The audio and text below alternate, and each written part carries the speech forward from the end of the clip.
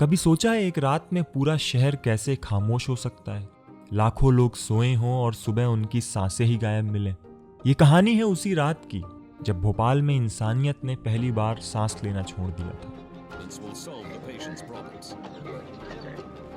But the symptoms are far more extreme. 2 दिसंबर 1984, भोपाल शहर। रात थी पर नींद नहीं। शहर सो रहा था पर मौत जाग चुकी थी। वो हवा जो हमेशा जिंदगी देती थी, पर उसी ने उस रात सांसें छीन ली। In December 1984, 4,000 people died in the Indian city of Bhopal. कहानी की शुरुआत हुई उम्मीद से, किसान की फसल बचाने के नाम पर हर उम्मीद के पीछे एक सौदा छुपा था, मुनाफे का और मौत का। और लोग पूरा शहर लाश से पट गया। लाशों का ढेर लगा था। धीरे धीरे हवा में अजीब सी गंध घुलने लगी थी। गार्डों ने कई बार चिताया भी, पाइपों से अजीब आवाज आ रही है, लेकिन किसी ने ध्यान नहीं दिया। रात के 12 बजे टैंक नंबर E610 से एक हल्की सी भाप उठी। किसी ने सोचा बस कंडेंसेशन है और किसी ने सोचा बस रूटीन लीक है, पर कुछ ही मिनटों में भोपाल की नींद हमेशा के लिए टूट गई। भयावह मंजर था कि रोड पे लाशें पड़ी हुई थी, मवेशी पड़े हुए थे। आप सोचिए क्या स्थिति होगी। किसी माँ ने उस रात अपने बच्चे को आखिरी बार गोद में लिया। किसी बेटी ने पिता को पुकारा, लेकिन जवाब नहीं मिला। ये कहानी सिर्फ गैस की नहीं, उन हजारों अधूरे सांसों की है जो आज भी भोपाल की हवा में भटकती है। And this child was being buried and his eyes were open and that's why it's so haunting, you know. सुबह हुई, सूरज निकला, पर भोपाल में रोशनी नहीं, सिर्फ धुआं था, और धुएं में सच भी कहीं गुम हो चुका था। लोग पूछ रहे थे आखिर हुआ क्या था। सड़कें लाशों से भरी थी और जो जिंदा बचे थे वो अंदर से मर चुके थे। वो रात एक हादसा नहीं थी, वो एक पीढ़ी की सजा थी जो अब भी काटी जा रही है। हर सच की एक कीमत होती है और भोपाल में वो कीमत इंसानियत ने चुकाई। वो रात सिर्फ मौत की नहीं थी, वो सवालों की रात भी थी जिनके जवाब आज तक किसी ने नहीं दिए। क्या यह हादसा था या किसी की साजिश? आखिर क्यों भोपाल को ही चुना गया फैक्ट्री लगाने के लिए? क्यों रिपोर्ट दबाई गई? क्यों चेतावनियों को खारिज किया गया? चलिए आज हम जानेंगे उस रात की हर वो सच्चाई जो कागजों में दबा दी गई और फाइलों के बीच गुम हो गई। हम देखेंगे कि कैसे एक फैक्ट्री की गलती ने पूरी इंसानियत का चेहरा बदल दिया और कैसे 40 साल बाद भी भोपाल अब तक जवाब मांग रहा है।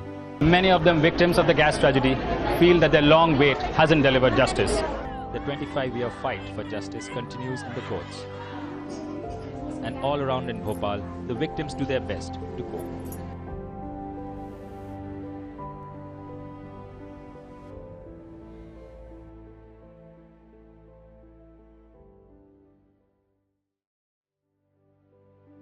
पर इस हादसे की सच्चाई समझने के लिए हमें थोड़ा पीछे जाना होगा, वहां जहां से शुरू हुई थी यूनियन कार्बाइड की कहानी। Union carbide and carbon corporation यानी कि यूसीसी की शुरुआत 1917 में अमेरिका में हुई थी। यह कंपनी उस समय 4 बड़ी कंपनियों को मिलाकर बनाई गई थी ताकि इलेक्ट्रोलाइटिक प्रोडक्ट बनाए जा सकें, जैसे कैल्शियम कार्बाइड, एसिटिलीन गैस और बैटरीज। लेकिन यूसीसी कैसे बनी, आइए इसे थोड़ा आसान तरीके से समझते हैं। 4 कंपनियां जिन्होंने मिलकर यूसीसी बनाई। पहली यूनियन कार्बाइड कंपनी जो कैल्शियम कार्बाइड बनाती थी, वही मटेरियल जिसे आगे चलकर एसिटिलीन गैस बनाई जाती है। दूसरी नेशनल कार्बाइड कंपनी, यह बैटरीज और कार्बन प्रोडक्ट्स बनाती थी।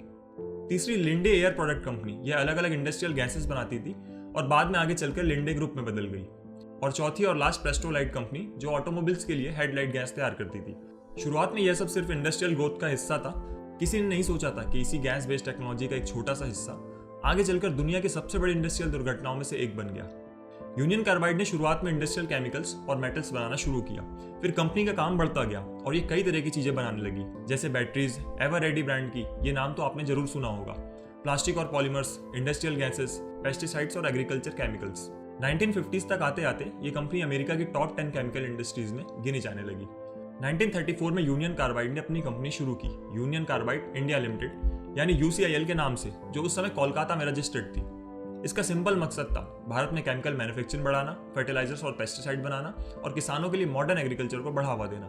उस समय भारत में हरित क्रांति यानी कि ग्रीन रिवॉल्यूशन चल रही थी, इसलिए सरकार भी केमिकल फर्टिलाइजर्स और पेस्टिसाइड को आगे बढ़ावा दे रही थी। अब सवाल उठता है यूसीआईएल का भोपाल प्लांट कैसे और क्यों बना? साल था 1969। उस समय वॉरेन एंडरसन अमेरिका की यूनियन कार्बाइड कॉरपोरेशन यानी कि यूसीसी का चेयरमैन था। भारत हरित क्रांति ग्रीन रिवॉल्यूशन से गुजर रहा था और सरकार चाहती थी कि ज़्यादा फसल हो, किसान कीड़ों से फसल बचा सके और देश भर में रोजगार और उद्योग बढ़े। इसी वजह से सरकार विदेशी कंपनियों को निवेश के लिए बुला रही थी। इसी माहौल में यूनियन कार्बाइड इंडिया लिमिटेड यानी कि यूसीआईएल ने भोपाल में एक पेस्टिसाइड फैक्ट्री लगाने का प्लान दिया। कंपनी का कहना था कि हम ऐसा कीटनाशक बनाएंगे जो भारतीय किसानों की फसल को कीड़ों से बचाएगा। सरकार को यह बात बहुत पसंद आई, इसलिए जमीन भी मिल गई और सब्सिडी भी मिल गई। लेकिन किसी ने नहीं सोचा था कि जो जहर कीड़ों के लिए बनाया जा रहा था वही एक दिन इंसानों को मार देगा। 1970 के दशक में यूसीआईएल ने भोपाल में पेस्टिसाइड प्लांट लगाने का फाइनल फैसला किया। यहाँ एक केमिकल पेस्टिसाइड बनाया जाना था। उस पेस्टिसाइड का नाम था सेविन, जो उस समय किसानों में काफी पॉपुलर था। सेविन बनाने के लिए जिस केमिकल की सबसे ज्यादा जरूरत थी वो था मिथाइल आइसोसाइनेट यानी MIC, जो एक बहुत जहरीली और तेजी से फैलने वाली गैस है। अब यह सब सुनकर एक सवाल आता है, आखिर भोपाल ही क्यों चुना गया था फैक्ट्री लगाने के लिए? तो चलिए अब इसको समझते हैं। यूनियन कार्बाइड ने भारत में कई शहर देखे, लेकिन भोपाल को चुनने के पीछे कुछ साफ वजह थी। सबसे पहले सरकार की जमीनें सस्ती और आसानी से मिल रही थी। मध्य प्रदेश सरकार ने जमीन बहुत कम दाम पर दे दी थी, यानी कंपनी के लिए शुरू से ही फायदे का सौदा था। फिर स्थानीय नेताओं ने कहा इससे रोजगार आएगा, तो मंजूरी जल्दी मिल गई और सरकार की भी मंशा थी कि शहर में नौकरियां बढ़े। अब बात करें शहर की आबादी की, उस समय यानी 1970s में भोपाल इतना भरा हुआ नहीं था, लेकिन जैसे जैसे साल बीतते गए फैक्ट्री के आसपास झुग्गियां बस्ती चली गई और यही आगे चलकर सबसे बड़ा खतरा बन गया। इसके अलावा ट्रांसपोर्ट की सुविधा भी बढ़िया थी। रेलवे लाइन पास थी जिससे केमिकल रॉ मटेरियल आसानी से पहुंच सकता था। कंपनी के लिए लोकेशन परफेक्ट लग रही थी। अब चलिए प्लांट की काम करने की स्टाइल पर आते हैं। भोपाल प्लांट में दिखने को तो इंडियन मैनेजमेंट था, लेकिन असली टेक्निकल कंट्रोल, डिजाइन और सेफ्टी सिस्टम सब यूएसए से आता था। और यहीं से शुरू होती है असली दिक्कत। अमेरिकी इंजीनियर्स ने कॉस्ट कटिंग के नाम पर कुछ बेहद खतरनाक चेंजेस कर दिए, जैसे रेफ्रिजरेशन यूनिट बंद रखना, सेफ्टी वॉल्व छोटा कर देना, गैस टैंकों को जरूरत से ज्यादा भर देना। सबसे हैरानी की बात है ये सारे फैसले भारतीय मैनेजमेंट के खिलाफ जाकर सीधे अमेरिका बोर्ड के आदेश पर लागू किए गए और आगे चलकर यही छोटे छोटे कॉस्ट कटिंग डिसीजंस सबसे बड़ा हादसा बनने की वजह बने। सबसे पहले देखते हैं ये प्लांट कैसे धीरे धीरे बनकर तैयार हुआ। 1970 से लेकर 1975 तक जमीन मिली और कंस्ट्रक्शन शुरू हुआ। 1977 में प्लांट ने काम करना शुरू कर दिया और 1980s में यहाँ पर MIC गैस बननी शुरू हुई। यानी शुरुआत में सब नॉर्मल लग रहा था, लेकिन असली कहानी यहीं से पलटने लगी। अब भोपाल प्लांट का डिजाइन जो था वो कॉपी किया गया था यूएसए के वेस्ट वर्जीनिया प्लांट से, लेकिन कॉपी भी कैसी, लो बजट वाली। यूनियन कार्बाइड ने इंडिया वाले प्लांट में कॉस्ट कटिंग के नाम पर ऐसे ऐसे शॉर्टकट्स लिए जिन्होंने आगे चलकर हादसे की नींव डाल दी। अब सीधे देखते हैं दोनों प्लांट में क्या क्या अंतर था। MIC स्टोरेज, वेस्ट वर्जीनिया में 2 छोटे टैंक थे और भोपाल में 3 बड़े टैंक थे, यानी कि ज्यादा खतरा। रेफ्रिजरेशन सिस्टम वहां हमेशा चालू रहता था, जबकि इंडिया में बंद रखा जाता था ताकि इलेक्ट्रिसिटी बचाई जा सके। फ्लेयर टावर कैपेसिटी वहां 100% थी, जबकि भोपाल में 25%, यानी कि गैस कंट्रोल करने की कैपेसिटी बहुत कम। वहां बैकअप सिस्टम के 2 बैकअप थे और भोपाल में 1, और वहां के ट्रेंड इंजीनियर्स होते थे और भोपाल में ज्यादातर इनएक्सपीरियंस स्टाफ था। मतलब साफ था, यूएसए वाला प्लांट था फुल सेफ्टी वाला और इंडिया वाला प्लांट था लो कॉस्ट कॉपी, सेफ्टी कम और रिस्क ज्यादा। भोपाल वाले प्लांट में सेफ्टी से ज्यादा ध्यान प्रॉफिट पर रखा गया और आगे चलकर यह फर्क दुनिया की सबसे बड़ी त्रासदी में बदल गया। अब यूसीआईएल में 51% शेयर यूनियन कार्बाइड यूएसए के थे और बाकी 49% इंडियन इन्वेस्टर्स और गवर्नमेंट एजेंसीज के थे। तो कागजों पर यह बड़ी कंपनी थी, लेकिन असल पावर, कंट्रोल और बड़े फैसले पूरी तरह अमेरिका लेता था। 1980 के बाद यूनियन कार्बाइड ने एक ही बात पकड़ी, खर्च कम करो, और कम खर्च करने के चक्कर में उन्होंने क्या किया, एक्सपीरियंस स्टाफ को निकाल दिया, मेंटेनेंस पर पैसे कम कर दिए, सेफ्टी ट्रेनिंग ऑलमोस्ट बंद कर दी, प्रोटेक्टिव गियर्स और अलार्म सिस्टम का बजट काट दिया। अब सोचो इतना खतरनाक केमिकल प्लांट और ऊपर से सेफ्टी के सारे सिस्टम कमजोर। कई इंजीनियर्स ने पहले ही वार्निंग दी थी कि MIC को इतने बड़े टैंक में स्टोर करना बहुत खतरनाक है, लेकिन मैनेजमेंट का जवाब हमेशा एक ही था, कॉस्ट कम रखो और प्रोडक्शन ज्यादा करो। यानी सेफ्टी से ज्यादा प्रॉफिट को इंपॉर्टेंस दी गई और यही सोच आगे चलकर सबसे बड़ा खतरा बन गई। अब 1976 से लेके 1984 के बीच छोटे छोटे लीक्स होते रहे। लोकल्स शिकायत करते रहे कि गैस की गंध आती है, पर किसी ने ध्यान नहीं दिया। जैसे ही प्लांट में MIC का इस्तेमाल शुरू हुआ, उसी वक्त से दिक्कतें दिखने लगी। वर्कर्स और आसपास के लोगों ने तेज गैस की बदबू, आंखों में जलन और सांस में जलन की शिकायत करनी शुरू कर दी।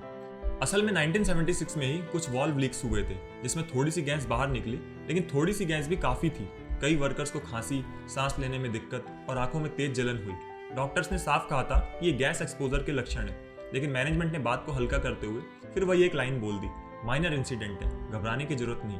पर सच तो ये है कि यही वो पहली चेतावनी थी जिसने साफ दिखा दिया था कि आगे चलकर कुछ बड़ा होने वाला है, और वही भोपाल ट्रेजेडी की पहली वार्निंग बेल थी। अब 1978 और 1979 के दौरान हालात और बिगड़ने लगे।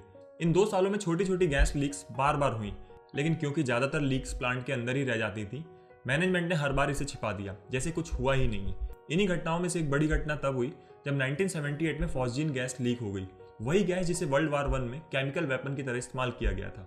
इसी लीक में एक वर्कर अशरफ खान बुरी तरह घायल हो गए और कई वर्कर्स को अस्पताल ले जाना पड़ा, लेकिन बाहर किसी को कुछ पता ना चले इसलिए रिपोर्ट को सीधी सी बात कहकर दबा दिया, ये इंटरनल मैटर है। और सबसे डरावनी बात, यही फॉस्जीन गैस बाद में 1984 की बड़ी गैस में भी शामिल थी, मतलब खतरा पहले से मौजूद था, बस किसी ने उसे मानना नहीं चाहा।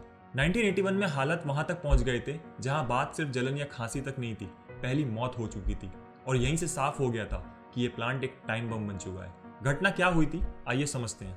25 दिसंबर 1981 की रात प्लांट के अंदर MIC टैंक से थोड़ी सी गैस बाहर निकली, लेकिन थोड़ी सी MIC भी बेहद खतरनाक होती है। कुछ ही मिनटों में वर्कर मोहम्मद अशरफ, कुछ रिपोर्ट्स में अशरफ खान की आंखें और फेफड़े जलने लगे और वो वहीं गिर पड़ा, उसे बचाया भी नहीं जा सका। घटना स्थल पर ही उसकी मौत हो गई। उसके साथ काम कर रहे 2 और कर्मचारी भी घायल हुए थे। लेकिन सबसे चौंकाने वाली बात, यूनियन कार्बाइड ने इसे एक साधारण लाइन में कहकर टाल दिया, रूटीन मेंटेनेंस एक्सीडेंट। ना कोई बड़ा कदम, ना कोई सुधार और ना ही सिस्टम में कोई बदलाव। यानी पहली मौत के बाद भी कंपनी ने खतरे को मानने से साफ इनकार कर दिया। 1982 आते आते प्लांट की हालत और भी खराब होने लगी थी।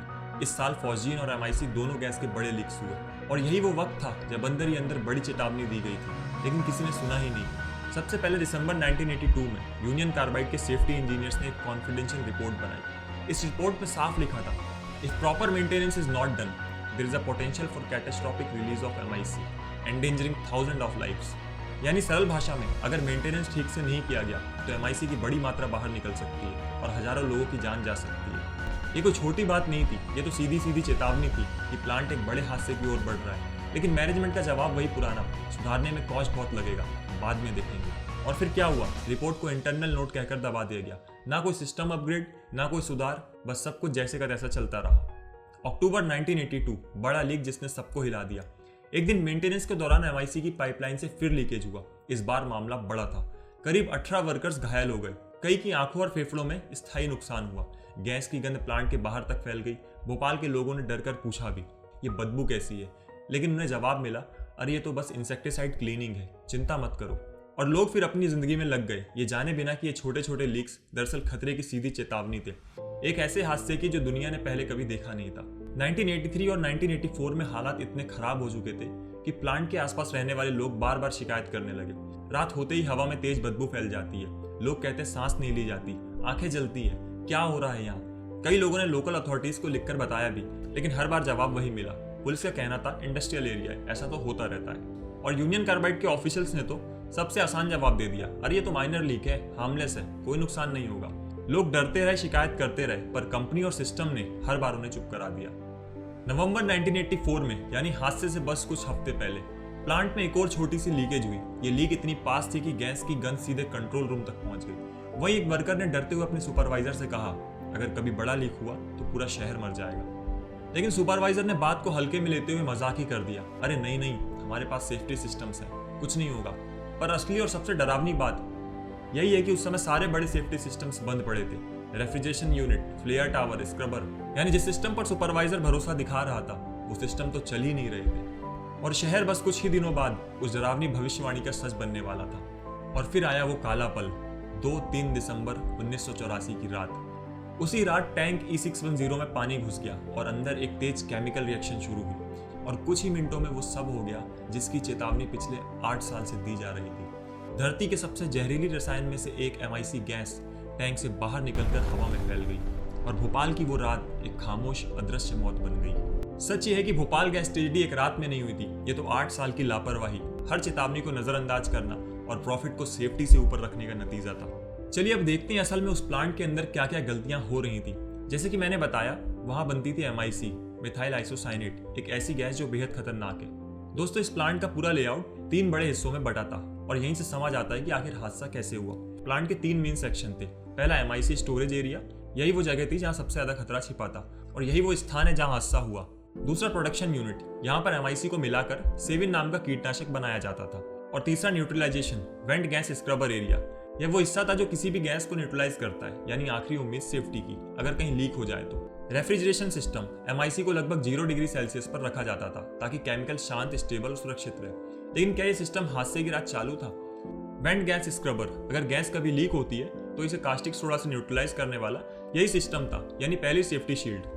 फ्लेयर टावर, और अगर सब कुछ फेल हो जाए तो लीड गैस को जलाकर खत्म करने वाला आखिरी सेफ्टी डिवाइस फ्लेयर टावर। लेकिन हादसे की रात ये सिस्टम चला भी था या बंद पड़ा था, ये हम आगे जानेंगे। इस MIC को लिक्विड स्टेट में जमीन के नीचे 3 बड़े टैंकों में रखा गया था। इनके नाम थे E610, E611 और E619।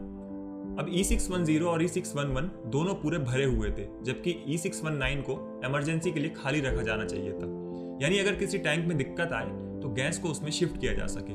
और एक सख्त नियम था, हर टैंक को सिर्फ 60% तक ही भरा जाएगा, उससे ज़्यादा नहीं। लेकिन क्यों?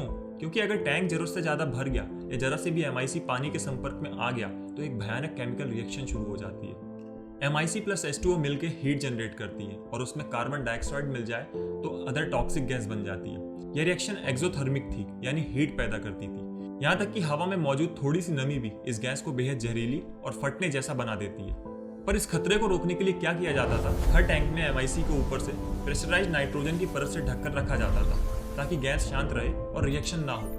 टैंकों का प्रेशर और टेम्परेचर लगातार चेक किया जाता था, क्योंकि जरा सा बदलाव पूरा सिस्टम फाड़ सकता था। तीनों टैंक एक लाइन में बने थे, हर टैंक से 2 पाइप जुड़े थे। एक पाइप जहरीली गैसों को बाहर निकालकर जलाने के लिए और दूसरा पाइप टैंकों में नाइट्रोजन भरने के लिए। अगर टैंक का प्रेशर कम हो जाता तो उसमें एक्स्ट्रा नाइट्रोजन भरी जाती थी ताकि बैलेंस बना रहे। मजदूरों का रोज एक अहम काम था इन पाइपों की सफाई, क्योंकि अगर पाइप जाम हो गए तो समझिए खतरा भी वहीं खड़ा है। जब भी सेविन बनाने के लिए MIC निकाली जाती थी तो उसे बेहद सावधानी से टैंकों से बाहर निकाला जाता था। ये पूरा प्रोसेस सिंपल था, बस नियम एक था, किसी भी टैंक 60% से ज़्यादा MIC नहीं भरना। लेकिन सवाल यही है, क्या नियम माने गए? नहीं, टैंकों में उनकी क्षमता से कहीं ज़्यादा MIC भर दी गई। कंपनी ने सिर्फ पैसे बचाने के लिए पूरी लिमिट को ही लांघ दिया। यहाँ तक कि इमरजेंसी वाला टैंक E619 जो खाली रहना चाहिए था वो भी भर दिया गया। तीनों टैंक अब MIC से लबालब भरे थे, क्योंकि कंपनी को पैसा बचाना जिंदगी बचाने से ज़्यादा जरूरी लग रहा था। और गलती यहाँ खत्म नहीं हुई, तीनों में से 2 टैंकों का प्रेशर गड़बड़ा रहा था और अंदर का बैलेंस बिगड़ रहा था।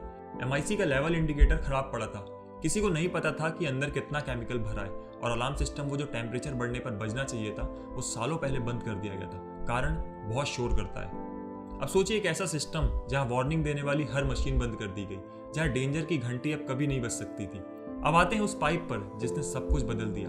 वही पाइप जहां से जहरीली गैस बाहर निकलकर जलती थी, वह एक वेंट गैस स्क्रबर से जुड़ा था। स्क्रबर गैस को जलाने से पहले कम खतरनाक बनाता था, पर उस रात वो बंद था क्योंकि वो मैनुअली चालू होता था और उस वक्त किसी ने उसे चालू ही नहीं किया। और एक और गलती थी कि टैंक E610 का प्रेशर कंट्रोल वाल्व खराब था, मरम्मत ही नहीं की गई थी। प्लांट अक्टूबर 1984 में लगभग बंद हो चुका था, MIC बनना बंद था, लेकिन टैंकों में बची हुई MIC वहीं पड़ी थी, एक खामोश जहर की तरह। और सबसे खतरनाक गलती, चेतावनी का सिस्टम ही बंद था। फैक्ट्री में 2 बड़े अलार्म थे, एक वर्कर्स के लिए और दूसरा आसपास रहने वाले लोगों के लिए, लेकिन वो दूसरा अलार्म जो हजारों लोगों की जान बचा सकता था वह भी बंद था। और बस सभी गलतियां एक लाइन में जुड़ चुकी थी। सुरक्षा की अनदेखी, मेंटेनेंस की कमी, खराब इक्विपमेंट्स, बंद अलार्म और हर बार कॉस्ट कटिंग का बहाना। पत्रकार राजकुमार केसवानी ने पहले ही लिखा था, भोपाल सो रहा है और मौत उसके ऊपर मंडरा रही है। और उस रात ये सब सिर्फ लापरवाही नहीं थी, ये एक आने वाली तबाही की साफ चेतावनी थी। रात के करीब 9 बजे प्लांट में शिफ्ट बदली, नई टीम आई और हमेशा की तरह अपना रूटीन काम शुरू किया। उनका काम था MIC टैंकों से जुड़े पाइपों की सफाई। जैसे रोज करते थे, उन्होंने पाइप में पानी डाला, लेकिन इस बार कुछ अलग हुआ, पानी दूसरी तरफ से निकल ही नहीं रहा था।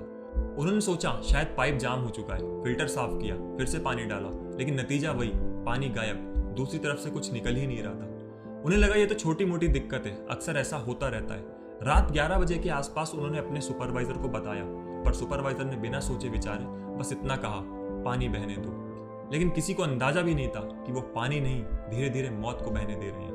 थोड़ी देर बाद अगली शिफ्ट आई, उन्होंने आते ही पानी बंद कर दिया। जनरली इन पाइपों पर एक चीज लगी होती है, स्लिप ब्लाइंड, एक छोटा सा स्टील का टुकड़ा जो पानी को MIC टैंकों के अंदर जाने से रोकता है। लेकिन उस रात पाइपों पर स्लिप ब्लाइंड लगे ही नहीं थे और यही छोटी सी गलती सबसे बड़ा खतरा बन गई। और फिर रात करीब 10 बजे वही गलती हो गई जिसकी किसी ने कल्पना नहीं की थी। पानी टैंक E610 के अंदर पहुंच गया और वो टैंक भरा था MIC से। धीरे धीरे MIC और पानी की खतरनाक रिएक्शन शुरू हुई, गैस बनने लगी, टैंक का प्रेशर बढ़ने लगा और एक अदृश्य मौत का बादल तैयार हो रहा था। पर प्लांट के अंदर मौजूद मजदूरों को इसका बिल्कुल अंदाजा नहीं था। उन्हें यह भी नहीं पता था कि ऐसी केमिकल रिएक्शन का मतलब क्या होता है। उनके लिए तो बस एक आम रात थी, जैसे हर दिन होती थी। करीब 1 घंटे बाद नई शिफ्ट के कर्मचारी अंदर आए। जैसे ही उन्होंने काम करना शुरू किया, आंखों में जलन शुरू हो गई। उन्होंने तुरंत टैंकों का प्रेशर गेज देखा, दबाव थोड़ा ज्यादा था, लेकिन फिर भी लगा कुछ नहीं, सेफ है। पर आंखों की जलन बढ़ती जा रही थी, सांस लेना मुश्किल होने लगा। उन्हें सोचा कहीं छोटा मोटा लीक तो नहीं, और तभी एक जगह से लिक्विड टपकता दिखा। उस पल सब रुक गए, किसी ने कुछ नहीं बोला, बस एक दूसरे को देखा। डर साफ झलक रहा था, लेकिन कोई मानने को तैयार नहीं था कि कुछ बड़ा हो रहा है। अगले 1 घंटे में क्या हुआ इस पर आज भी बहस है। कुछ लोग कहते हैं मजदूर ने लीक को हल्के में लिया और 12:40 AM तक चाय के ब्रेक पर चले गए। पर कुछ स्पेशलिस्ट का मानना है अफरा तफरी इससे बहुत पहले ही शुरू हो चुकी थी। लेकिन चाहे किसी की बात सच हो, एक बात तो तय थी, अब खतरा सिर पर खड़ा था। रात लगभग 12:30 बजे मजदूरों को आखिर समझ आया कि कुछ बहुत बड़ा गड़बड़ हो चुका है। प्रेशर गेज तेजी से ऊपर जा रहा था, लगातार दबाव बढ़ रहा था और वो टैंक E610 नीचे जमीन में दबा हुआ था। उस रात टेम्परेचर बढ़कर 200 डिग्री सेल्सियस तक पहुंच गया। प्रेशर बढ़कर 40 PSI से ऊपर चला गया। रिलीफ वाल्व खुला जिससे गैस रिलीज होने लगी। अब MIC लिक्विड से गैस फेज में बदलने लगी। अब जमीन हल्की हल्की कपने लगी, ऊपर की कंक्रीट टूटने लगी। सभी लोग घबरा गए और इधर उधर भागने लगे। एक worker Suman they control room की तरफ गए ताकि अलार्म बजा सके, लेकिन अब बहुत देर हो चुकी थी। गैस टैंक E610 से बाहर निकल चुकी थी। वो गैस नहीं थी, वो मौत थी जो भोपाल की गलियों की ओर बढ़ रही थी। रात और गहरी होती जा रही थी और इसी दौरान पाइप धोने के लिए चलाया गया पानी आखिरकार बंद किया गया। लेकिन अब क्या, सब कुछ बहुत देर से हुआ। जो होना था वो शुरू हो चुका था। अब स्थिति किसी के हाथ में नहीं थी। प्लांट के अंदर पूरी अफरा तफरी मच गई थी। हर तरफ लोगों की दौड़ भाग, डर की चिल्लाहटें और हवा में फैलती वो अदृश्य मौत जिसे कोई रोक नहीं सकता था। आपको याद है मैंने आपको बताया था कि टैंकों से निकलने वाली जहरीली गैस को सबसे पहले वेंट गैस स्क्रबर से गुजारा जाता था ताकि गैस कम खतरनाक बने, न्यूट्रलाइज हो जाए और हवा में ना फैल सके। लेकिन हादसे वाली रात गैस स्क्रबर आइडल मोड में था, मतलब चालू ही नहीं था। अब सोचिए, जब टैंक के अंदर प्रेशर बढ़ा और गैस बाहर निकली तो उसे रोकने वाला पहला सिस्टम सो रहा था। इसलिए जब प्रेशर रिलीज हुआ तो टॉक्सिक MIC गैस सीधे एटमॉस्फेयर में निकल गई। कोई रोक नहीं और कोई सुरक्षा नहीं। MIC की पानी के साथ तेज रिएक्शन हुई। रिएक्शन इतनी तेज, इतनी हिंसक थी कि गैस अपनी पूरी रफ्तार से निकली, इतनी तेज कि उसने स्क्रबर को भी चकमा दे दिया और बिना 1 सेकंड रुके सीधे आसमान की तरफ उड़ गई। और अब आते हैं आखिरी सेफ्टी सिस्टम पर, फ्लेयर टावर, जिसका काम था टैंकों से निकली गैस को जला देना ताकि वह हवा में ना फैल सके। लेकिन आप यकीन नहीं करेंगे, उस रात यह सिस्टम भी काम नहीं कर रहा था। क्यों? क्योंकि उस दिन मेंटेनेंस चल रहा था। फ्लेयर टावर के पाइप की अलाइनमेंट खराब थी, यानी जिस सिस्टम को आखिरी पल में सबसे पहले काम करना चाहिए था वो ही बेकार पड़ा था। उस रात फ्लेयर टावर सिर्फ एक ऊंचा ढांचा था, बिना आग के, बिना काम के और बिना किसी उम्मीद के। तीनों सेफ्टी सिस्टम से एक एक करके फेल हो चुके थे और अब पूरे शहर और मौत के बीच कोई भी रुकावट बाकी नहीं बची थी। धीरे धीरे एक जहरीला बादल बन रहा था और वो बादल भोपाल की सोती हुई रात पर उतरने लगा। प्लांट के अंदर मौजूद मजदूरों ने गैस पर पानी डालकर उसे रोकने की कोशिश की, लेकिन गैस ऊपर से निकल रही थी, पानी वहां तक पहुंचा ही नहीं। अब रात के 1 बज चुके थे और सबको समझ आ गया था कि हाथ से सब कुछ निकल गया है। हर तरफ डर फैल चुका था, मजदूर भागने लगे थे, फैक्ट्री धीरे धीरे खाली होती गई। लेकिन जो गैस बाहर निकल चुकी थी उसे अब कोई नहीं रोक सकता था। 1 बजे के बाद भोपाल शहर दहशत में डूब गया। उस रात हवा साउथ ईस्ट की ओर थी, इसलिए गैस इन इलाकों में फैली। जयप्रकाश नगर, छोला रोड, छोला फाटक, रेलवे स्टेशन के पास और कमला नगर। और फिर पुराने भोपाल के अंदर तक गैस हवा में तैरती हुई शहर के बड़े हिस्सों तक पहुंचने लगी। लोग खांस रहे थे, रो रहे थे, चीख रहे थे। किसी को समझ ही नहीं आ रहा था कि ये सब हो क्या रहा है। घरों में बैठे लोग घबरा गए, कई लोग बाहर निकल आए, खिड़कियां दरवाजे खोल दिए, सोच कर कि ताजी हवा आएगी, लेकिन वही हवा जहर से भरी हुई थी। गैस सीधे घरों में घुसने लगी और सबसे पहले इसका असर पड़ा फैक्ट्री के आसपास रहने वाली झुग्गियों की गरीब बस्तियों पर, क्योंकि गैस का सबसे ज्यादा भार उस तरफ गया था। एक महिला ने बाद में बताया, खिड़की की दरार से सफेद धुआं अंदर आया और कुछ ही देर में हमारी आंखें जलने लगी। और एक आदमी ने कहा, गैस की गंध ऐसी थी जैसे कोई ढेर सारी मिर्च जला रहा हो, सांस लेना मुश्किल हो रहा था। कुछ लोग तो नींद में ही मर गए। जो लोग जाग गए वो खांसते हुए, रोते हुए, भागते हुए सड़कों पर गिरते चले गए। जो किसी तरह बच गए उन्हें अस्पताल ले जाया गया, पर डॉक्टर खुद भी नहीं समझ पा रहे थे कि ये कौन सी गैस है, लोगों को क्या हो रहा है, इसे कैसे रोका जाए। डॉक्टरों ने जल्दी जल्दी ऑक्सीजन देना शुरू किया, क्योंकि यही पहला इलाज था जो उन्हें सही लगा। लेकिन उन्हें पता नहीं था कि इस गैस का ऑक्सीजन के साथ ही खतरनाक रिएक्शन शुरू होता है। और सबसे बड़ी बात, जब गैस निकली तो डॉक्टरों को यह तक नहीं बताया गया कि यह गैस कौन सी है। यूनियन कार्बाइड बस इतना बोली, MIC है, बाकी डिटेल्स कॉन्फिडेंशियल है। इससे हजारों लोगों का इलाज गलत हुआ। बाद में पता चला कि गैस सिर्फ MIC नहीं थी, उसमें हाइड्रोजन साइनाइड, फॉस्जीन, क्लोरोफॉर्म जैसी कई जानलेवा गैस भी मिली हुई थी। मतलब ये कोई एक गैस नहीं थी, पूरा का पूरा जहरीला केमिकल कॉकटेल था। लेकिन कंपनी ने बात छिपा ली, क्योंकि अगर वो सच बताती तो उसकी जिम्मेदारी बढ़ जाती। जब अगली सुबह हुई और सूरज निकला तो भोपाल की सड़कों पर हजारों लाशें बिखरी हुई थी। सिर्फ लोग ही नहीं, कुत्ते, बिल्लियां, गाय, पक्षी सब यूं ही सड़कों पर मरे पड़े थे। पूरा शहर एक खामोश कब्रिस्तान बन चुका था। लोगों के मन में सिर्फ एक ही सवाल था, अब क्या होगा। सरकार और यूनियन कार्बाइड हरकत में आए। प्लांट में जितनी MIC बची थी उसे कम खतरनाक गैस में बदलने के लिए एक टीम बनाई गई। इस मिशन का नाम रखा गया ऑपरेशन फेथ, मतलब भरोसे का ऑपरेशन। लेकिन सच ये था, भोपाल के लोगों के लिए दिल में अब कोई भरोसा नहीं बचा था।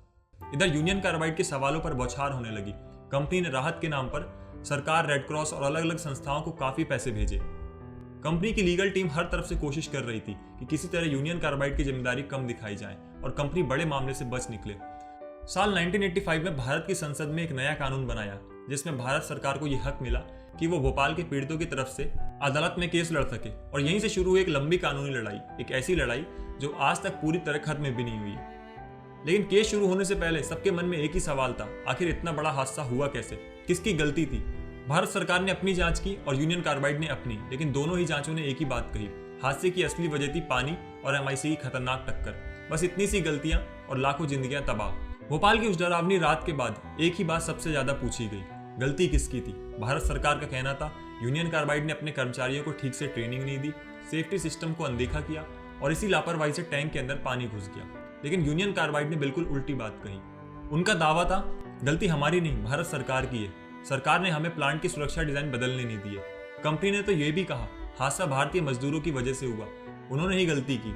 और सबसे बड़ा आरोप ये सबोटेज है, यानी कि कर्मचारियों ने जानबूझकर प्लांट में तोड़फोड़ की और खुद ही टैंक में पानी डाला। अब सवाल ये है, क्या ये सच था या फिर बस एक और बहाना।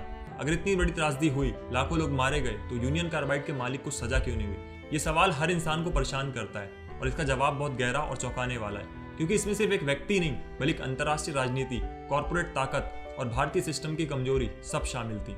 आखिर मेन आरोपी कौन था? मेन आरोपी था वॉरेन एंडरसन, अमेरिका की कंपनी UCC का चेयरमैन और CEO, यानी कंपनी का सबसे बड़ा मालिक और जिम्मेदार व्यक्ति। उसके नीचे था यूनियन कार्बाइड इंडिया लिमिटेड, जिसकी 51% ऑनरशिप अमेरिका की कंपनी के पास थी। UCIL का इंडियन हेड था केशव महिंद्रा, जो भारत में ऑपरेशंस देखता था। 3 दिसंबर 1984 को गैस लीक हुई। कुछ ही देर में दुनिया भर में खबर फैल गई और भारतीय सरकार ने तुरंत वॉरेन एंडरसन को भारत बुलाया ताकि जांच में हिस्सा ले सके। 3 दिसंबर 1984 को एंडरसन भोपाल पहुंचा और आते ही गिरफ्तार कर लिया गया।